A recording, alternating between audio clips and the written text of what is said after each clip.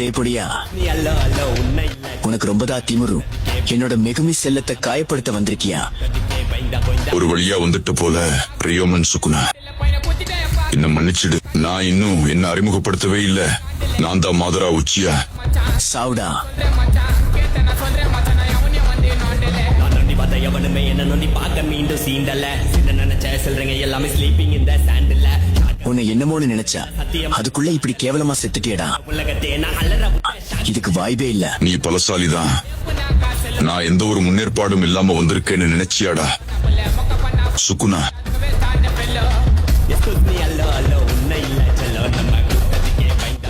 இது என்ன அவனுடைய டொமைனா?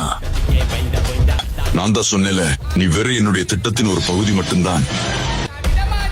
ஆட்டம் முடிஞ்சது. அடங்கொம்மால